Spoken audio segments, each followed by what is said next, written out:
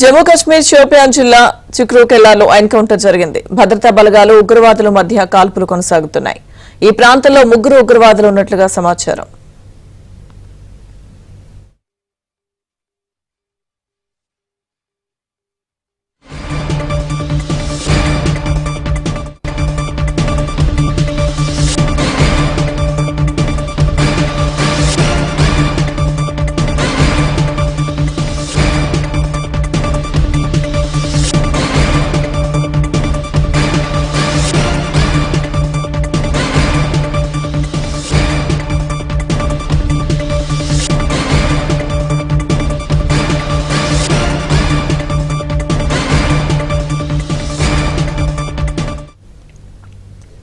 జమ్మూ కాశ్మీర్ షోపియాన్ జిల్లా చిక్రూకెల్లాలో ఎన్కౌంటర్ జరిగింది.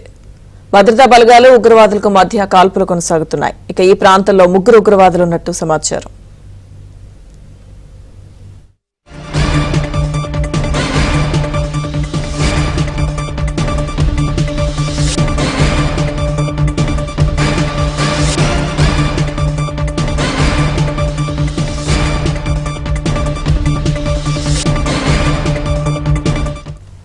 జమ్మూ కాశ్మీర్ ఎన్కౌంటర్ కు సంబంధించిన పూర్తి డీటెయిల్స్ ఢిల్లీ నుంచి మా ప్రతినిధి సతీష్ నడి తెలుసుకుందాం.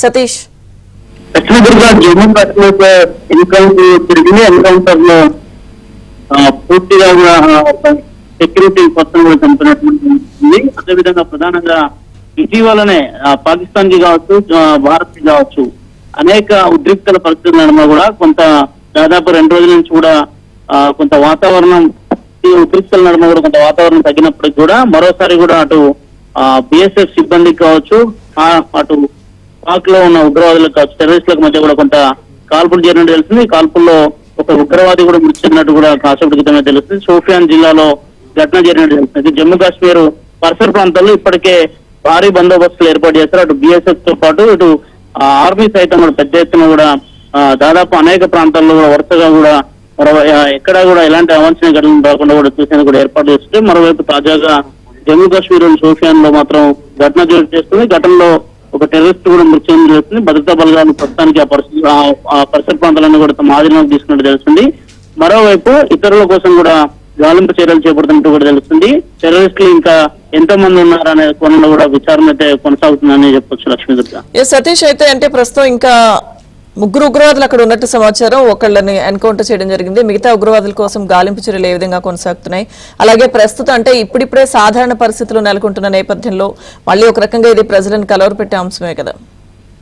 ఖచ్చితంగా కూడా జమ్మూలో అదే పాకిస్తాన్ కు భారత్ తీవ్ర ఉద్రిక్తల నడుమ కూడా కొంత పరిస్థితులు నార్మల్ వచ్చాయి. జనజీవనం అంతా కూడా నార్మల్ గా కొనసాగుతున్న కొద్ది గంటల్లోనే దాదాపు ప్రధాని కూడా నిన్న ఒక మీడియా నైట్ సైతం కూడా జాతిని ఉద్దేశించి మాట్లాడిన అనంతరం కూడా జమ్మూలో తీవ్ర పరిణామాలు అయితే యథావిధిగా కొనసాగుతున్నాయి. షోపియాన్ లో మాత్రం కొంత ఉద్రిక్త పరిస్థితులు ఉన్నాయని చెప్పాల్సింది. ఇప్పటికే భారీ భద్రతా దళాలు సైతం కూడా షోపియాన్ కు చేరుకున్నట్టు కూడా తెలుస్తుంది. మరోవైపు మొత్తం 3 ఉగ్రవాదులు కూడా ఉగ్రవాదులకు భారత బలగాలకు మధ్య కూడా కాల్పులు జరిగిన తెలుస్తుంది. ఇందులో ఒక ఉగ్రవాదిని మృతి చెందినట్టు కూడా తెలుస్తుంది. మరో 2 కోసం సైతం కూడా గాలింపు చర్యలు చేపడుతున్నారు. ప్రస్తుతానికి స్పాట్ కు బిఎస్ఎఫ్ తో పాటు ఆర్మీ సిబ్బంది సైతం కూడా చేరుకుని తెలుస్తుంది. అదే విధంగా షోపియాన్ కి వెళ్లే అనేక జిల్లాలో సైతం కూడా కొంత బందోబస్తు పెంచారు. అనేక వాహనాలను కూడా కొంత చెక్ చేసి మరి చర్యలు చేపడుతున్నట్టు తెలుస్తుంది. శుక్రలో కొంత బలగాలు కూడా మోహరించినట్టు తెలుస్తుంది. ఉగ్రవాదులకు మధ్య జరుగుతున్న కాల్పులు చూస్తుంటే కాక ఇటీవల సాధారణ పరిస్థితుల్లో నెలకొన్నాయంటున్న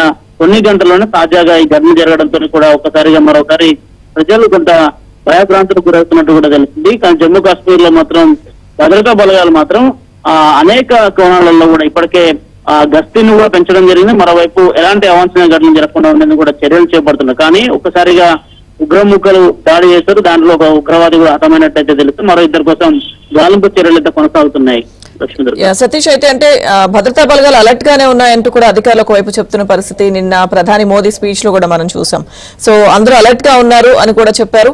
అయితే కాశ్మీర్ కి సంబంధించి కూడా మనం చూసుకుంటే పర్యాటక ప్రాంతాలు కూడా ఇప్పుడిప్పుడే ఓపెన్ అవుతున్నాయి. పర్యాటకుల సందడి మళ్లీ పెరిగిన పరిస్థితి.